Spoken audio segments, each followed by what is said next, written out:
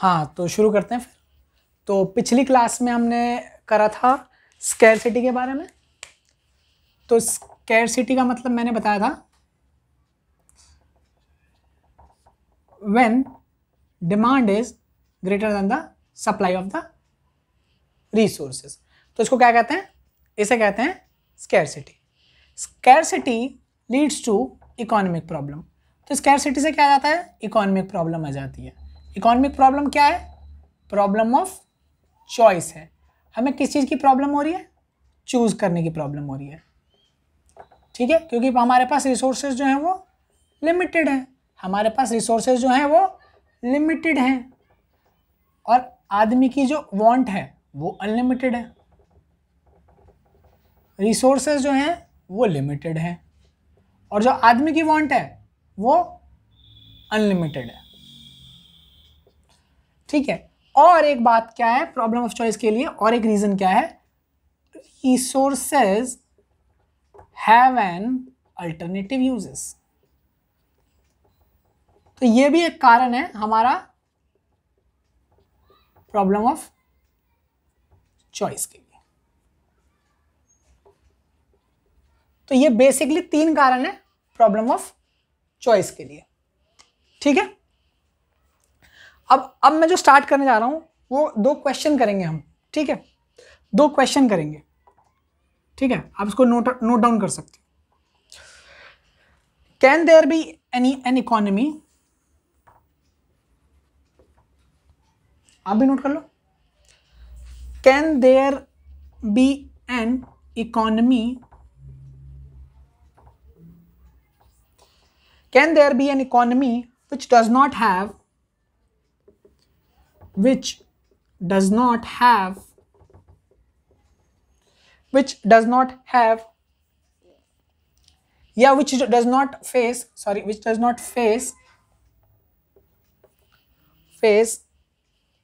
economic problem?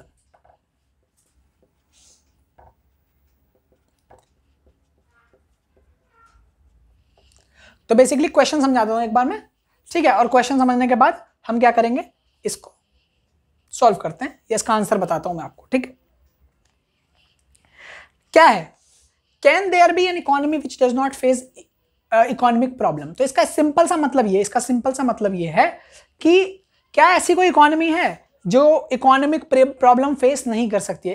क्या ऐसी कोई इकोनॉमी है जो इकोनॉमिक प्रॉब्लम फेस नहीं कर सकती है? ठीक है, तो जब मैं यहाँ पे एक बात मैंने कही थी, एक पॉइंट बताता यहाँ पे मैंने, लिमिटेड रिसोर्सेज वाला, यानी कि प्रॉब्लम ऑफ स्कैरसिटी है ना, कमी की समस्या है। जब रिसोर्सेज लिमिटेड है तो रिसोर्सेज जो लिमिटेड है या मैं स्कैरसिटी बोल दूं, वो जो प्रॉब्लम है वो यूनिवर्सल है। हमने पिछली क्लास में भी देखा था कि इकोनॉमिक प्रॉब्लम की जो वजह है स्कैरसिटी लीड करती है इकोनॉमिक प्रॉब्लम को। ठीक है, तो स्कैरसिटी तो हर जगह, स्कैरसिटी जो है वो यूनिवर्सल है। स्कैरसिटी का कॉन्सेप्ट जो है वो यूनिवर्सल है। It applies to all the economy, all the country, all the organisation and it applies to individual also, है ना। तो इंडिविजुअल पे भी अप्लाई करता है और आपका फिर क्या कहते हैं ऑर्गेनाइजेशन पे भी करता है। ठीक है, तो जो ये इकोनॉमिक स्कैरसिटी है वो यूनिवर्सल है। इसकी वजह से ऐसी कोई इकोनॉमी हो ही नहीं सकती, जहां इकोनॉमिक प्रॉब्लम ना हो। तो इसका आंसर क्या बोलूंगा? No, there is no economy, no there is no, या देयर इज नॉट, हाँ there is no economy, sorry, there is no economy which does not face economic problem.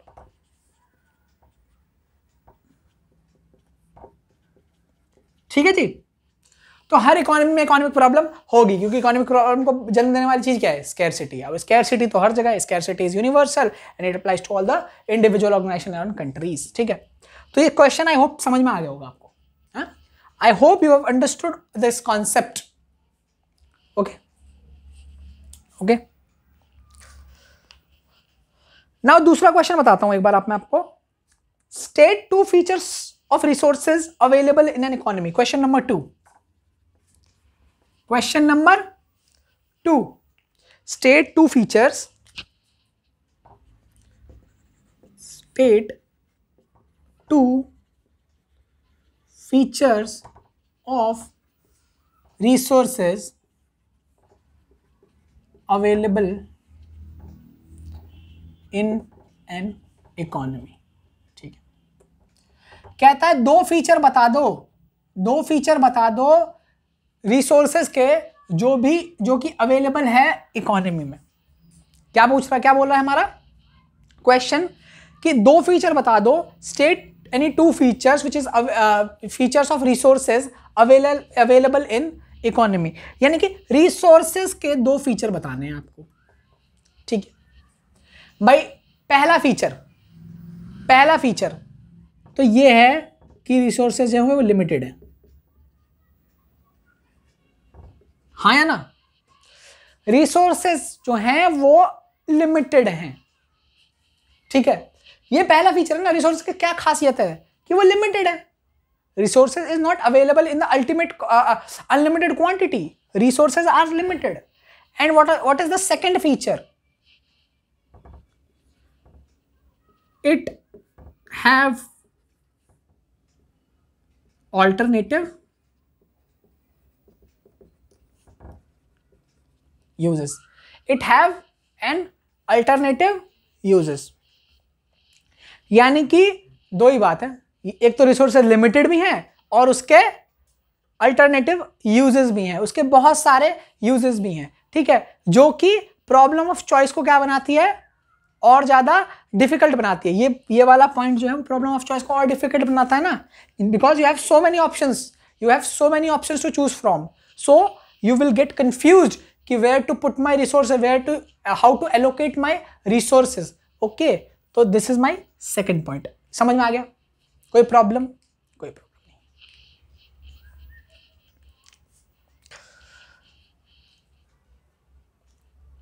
तो यहां तक नोट डाउन कर लो आराम से नोट डाउन, उसके बाद फिर हम आगे का पढ़ते हैं। हाँ, तो अब हम करते हैं distinguish between micro economics and macro economics. अब क्या है माइक्रो इकोनॉमिक्स या मैक्रो इकोनॉमिक्स, पहले बता देता हूं, फिर मैं नोटिंग करवा दूंगा इसकी। ठीक है, तो बेसिकली ना इकोनॉमिक्स को दो ब्रॉडर टाइप्स में बांट दिया गया। ठीक, यानी कि मोटे मोटे तौर पे दो टाइप में बांटा गया है इकोनॉमिक्स को। ठीक है, एक को बोल दिया गया है माइक्रो इकोनॉमिक्स और दूसरे को बोल दिया है मैक्रो इकोनॉमिक्स। ठीक, जब मैं माइक्रो वर्ड बोलता हूं, ठीक है, व्हेन आई से the word micro, it simply means small. Micro का मतलब होता है स्मॉल या छोटा। ठीक, और जब मैं मैक्रो की बात करता हूं तो मैं बड़े की बात कर रहा हूं, मैं एग्रीगेट की बात कर रहा हूं, मैं टोटल की बात कर रहा हूं। ठीक है, तो when I talk about micro economics, जब हम माइक्रो इकोनॉमिक्स की बात करते हैं तो यहां पे हम बड़े छोटे लेवल की चीज पढ़ रहे हैं। यानी कि छोटे लेवल की चीज का मतलब यहां पे है कि हम इंडिविजुअल के बारे में बात कर रहे हैं।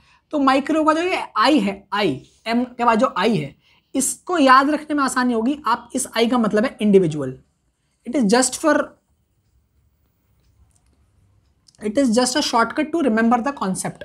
ठीक है, इसको याद करने के लिए कि माइक्रो का मतलब क्या है, इस आई का मतलब है इंडिविजुअल, या और इस ए का मतलब मैक्रो में इस ए का मतलब है एग्रीगेट। ठीक है, एग्रीगेट, या मैं यहां लिख देता हूं अच्छे से, एग्रीगेट का मतलब टोटल होता है बेसिकली, और कुछ नहीं है। यानी कि इसको आप एक मिनट लिखो। हाँ, तो मैं क्या बता रहा था कि माइक्रो का मतलब क्या है। माइक्रो का मतलब है जब इंडिविजुअल की बात कर रहा हूं, और मैक्रो का क्या मतलब है, यहां पे मैं टोटल एग्रीगेट की बात कर रहा हूं। अब मैं अच्छे से बताता हूं थोड़ा सा और, कि माइक्रो इकोनॉमिक्स में हम इंडिविजुअल यूनिट की स्टडी करते हैं, और जब हम मैक्रो की बात करता हूं तो मैं एग्रीगेट एज अ होल की बात करता हूं, यानी कि पूरे टोटल की बात कर रहा हूं मैं। ठीक है, और इसको अंडरस्टैंडिंग के लिए मैं एक अच्छा और एग्जांपल देता हूं। ठीक है, ये देखो मैंने बनाए बहुत सारे पेड़, यानी कि फॉरेस्ट बना रहा हूं मैं, ये बहुत सारे पेड़ है, ये बहुत सारे पेड़ है, ये देखो ये हमने बनाए बहुत सारे पेड़, यानी कि ये जंगल बना दिया हमने, देखो पूरा का पूरा, ठीक है, ये जंगल बना दिया हमने एक पूरा। तो now I have drawn entire forest, sorry for the drawing के लिए माफ करना थोड़ा सा, हाँ लेकिन ये जंगल है, समझ लो ऐसा मान लो। तो जब मैं इस पूरे जंगल में, है ना, समझने के लिए बता रहा हूं बस, एक पेड़ की पढ़ाई करता हूं, एक पेड़ को स्टडी करता हूं, एक ट्री को स्टडी करता हूं, तो मैं किसकी बात कर रहा हूं, मैं माइक्रो की बात कर रहा हूं, माइक्रो इकोनॉमिक्स की बात कर रहा हूं, ठीक है, ये सिंप्लिसिटी के लिए, समझने के लिए, ठीक है। और जब मैं पूरे इस फॉरेस्ट की पढ़ाई कर रहा हूं एक तरीके से, तो इसको क्या बोलूंगा मैं मैक्रो इकोनॉमिक्स की पढ़ाई कर रहा हूं, मैं मैक्रो इकोनॉमिक्स की पढ़ाई कर रहा हूं, ठीक है जी। मैं एक इसको रब करता हूं और एक एग्जांपल मैं अच्छा सा और देना चाहता हूं, मैं एक और अच्छा सा एग्जांपल देना चाहता हूं। जब मैं एक पर्टिकुलर फर्म की बात करता हूं, जब मैं एक पर्टिकुलर फर्म की बात करता हूं, फर्म मतलब होता है एक बिजनेस यूनिट की बात करता हूं, जब मैं एक बिजनेस यूनिट की बात करता हूं तो मैं माइक्रो इकोनॉमिक्स को पढ़ रहा हूं। अगर मैं when I am studying one firm और वन बिजनेस यूनिट, है ना, इन एन एंटायर इंडस्ट्री, तो I am studying micro economics, मैं क्या पढ़ रहा हूं, माइक्रो इकोनॉमिक्स पढ़ रहा हूं, ठीक है। लेकिन जब मैं पूरे इंडस्ट्री की पढ़ाई करता हूं, इंडस्ट्री का मतलब पता है आपको, इंडस्ट्री का मतलब है ग्रुप ऑफ फर्म्स, एक नेचर की सारी जो फर्म होती हैं उनको कहते हैं इंडस्ट्री, ठीक है। जैसे कि ऑटोमोबाइल इंडस्ट्री हो गया, गाड़ियों की इंडस्ट्री जो हो गई ऑटोमोबाइल इंडस्ट्री, तो उसमें टाटा जो है वो एक फर्म है, या महिंद्रा जो है वो एक फर्म है, ठीक है। और इन सबको मिला के जो कंपनियां गाड़ी बनाती हैं उन सबको कहते हैं इंडस्ट्री, ठीक है। तो जब मैं पूरे एक फर्म की पढ़ाई करता हूं तो क्या कहता हूं, मैं माइक्रो इकोनॉमिक्स की स्टडी कर रहा हूं। जब मैं पूरी इंडस्ट्री की बात करता हूं तो मैं मैक्रो इकोनॉमिक्स की बात कर रहा हूं, है ना। अभी नोटिंग के साथ और समझेंगे, जब हम इसके नोट्स लिखेंगे तो और समझेंगे इसको हम अच्छे से।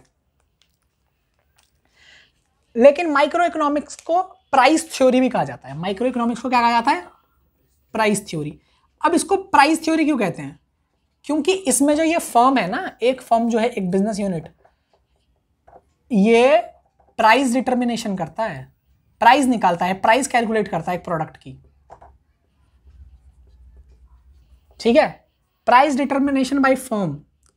तो जब हम एक फर्म प्राइस निकाल रहा है एक प्रोडक्ट की, एक फर्म एक प्राइस निकाल रहा है प्रोडक्ट की, इसीलिए इसको प्राइस थ्योरी कहा जाता है, क्योंकि यहाँ पे एक फर्म निकाल रहा है। बार बार मैं कह रहा हूं कि जब माइक्रो की पढ़ाई करते हैं तो हम इंडिविजुअल यूनिट की पढ़ाई करते हैं, ठीक है। तो here one firm is determining the price of his product, okay, so that's why this theory is known as price theory, ठीक है। और on the other hand if I talk about macro economics, तो यहाँ पे हम पता है क्या होता है, यहाँ हम पूरे देश की इनकम की बात करेंगे, नेशनल इनकम की बात करेंगे।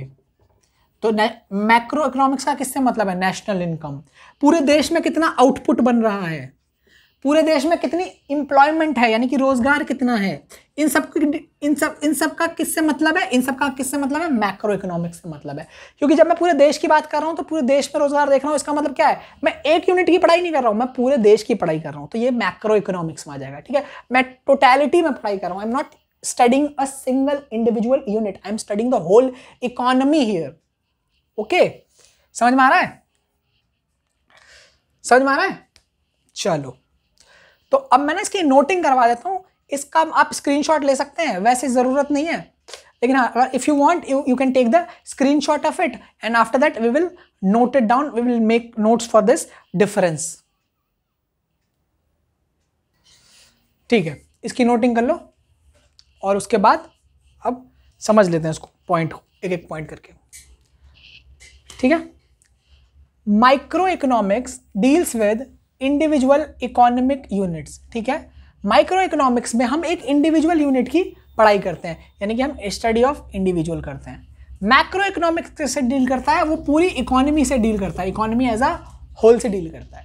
ठीक, यहाँ पे जो टूल है माइक्रो इकोनॉमिक्स में, जो टूल है वो एक इंडिविजुअल फर्म के इंडिविजुअल की डिमांड क्या है और इंडिविजुअल फर्म की सप्लाई कितनी है, वो इसके टूल्स हैं। लेकिन जो मैक्रो इकोनॉमिक्स है वहाँ पे क्या है, पूरी इकोनॉमी में क्या एग्रीगेट टोटल डिमांड है और पूरी इकोनॉमी में क्या एग्रीगेट सप्लाई है। इससे ये जो टूल्स है ये मैक्रो इकोनॉमिक्स के tools, aggregate demand and aggregate supply. On the other hand for micro economics tools are demand and supply. ठीक है, माइक्रो इकोनॉमिक्स को प्राइस थ्योरी के नाम से जाना जाता है। Micro economics is also known as price theory. Why? क्योंकि यहाँ पे हम एक फर्म के द्वारा प्राइस डिटर्मिनेशन देखते हैं, एक फर्म कैसे एक प्रोडक्ट का प्राइस निकालता है। एक फर्म, एक इंडिविजुअल यूनिट की बात कर रहा हूँ, ठीक है। तो इसके लिए एग्जाम्पल में मैंने प्राइस ऑफ प्रोडक्ट भी लिखा है। लेकिन when I talk about macro economics, it is known as income and employment theory, यानी कि इसको इनकम एंड एम्प्लॉयमेंट थ्योरी के नाम से जाना जाता है। ठीक है, क्यों? क्योंकि ये पूरे देश की इनकम से इसका मतलब है। Macro economics is concerned with the national income. National में पूरे देश में आउटपुट कितना जनरेट हो रहा है, कितना प्रोडक्शन हो रहा है पूरे देश में, या पूरे देश में एम्प्लॉयमेंट का क्या लेवल है। ठीक है, all these things is being dealt by macro economics. ठीक, और इसके एग्जाम्पल की अगर मैं बात करूं तो यहाँ पे हम पूरी इकोनॉमी में जनरल प्राइस लेवल क्या चल रहा है, what is the general price level which is prevalent in the economy. पूरी इकोनॉमी में एक आम दर क्या चल रहा है प्राइस का। ठीक है, चीज़ों का क्या एक जनरल प्राइस लेवल क्या चल रहा है। ठीक है, तो इसमें हम किसी पर्टिकुलर प्रोडक्ट की नहीं बात करते हैं, पूरी इकोनॉमी में प्राइस ऑफ प्रोडक्ट क्या है, एक जनरल प्राइस लेवल क्या है, इसको किस में डील करते हैं हम, मैक्रो इकोनॉमिक्स में। ठीक है, आई होप कि you understood all the points. ठीक है, वैसे इसके लिए आप कोई बुक रेफर कर सकते हो इस डिफरेंस के लिए, कोई सी भी बुक। मेरी पर्सनल फेवरेट है Sandeep Garg.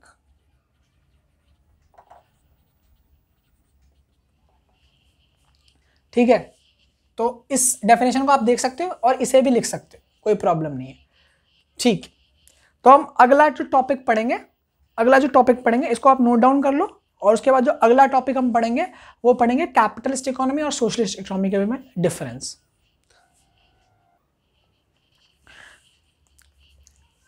So due to some reason I have to stop right now, I have to stop recording, and so I said कि आज हम करेंगे अभी capitalist economy versus socialist economy.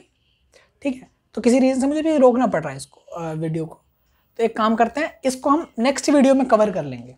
ठीक है, कैपिटलिस्ट इकोनॉमी और सोशलिस्ट इकोनॉमी को। ठीक है, but before the difference between capitalist and socialist economy, मुझे करवाना है आपको central problems of economy. Central problem of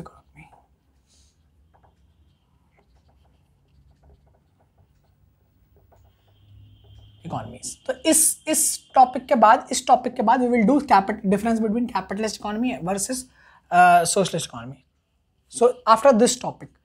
ठीक है, आई होप आपको ये सब कुछ समझ में आया होगा। ठीक है, और बहुत से लोग क्या करते हैं, उनको ऑफलाइन मोड जो होता है वो ऑनलाइन मोड से थोड़ा सा ज़्यादा बेटर लगता है, बिकॉज थोड़ी सी क्लास में इंगेजमेंट रहती है और क्लास में इंटरेक्शन बना रहता है। ठीक, so if you want a offline class, ठीक है, तो you can contact us on this number.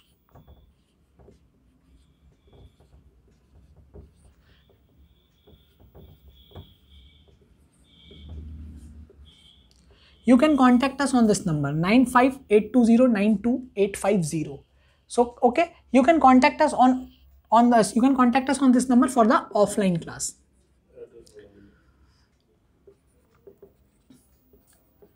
And all the details will be shared to you over the call, okay, or over the WhatsApp. ठीक है, तो इतना ही है। I hope आपको बहुत वीडियोस अच्छी लगी होंगी। अगर if you want to watch more such videos, you can subscribe to our channel and you can like this video and you can share this video with your friends. Thank you so much for watching.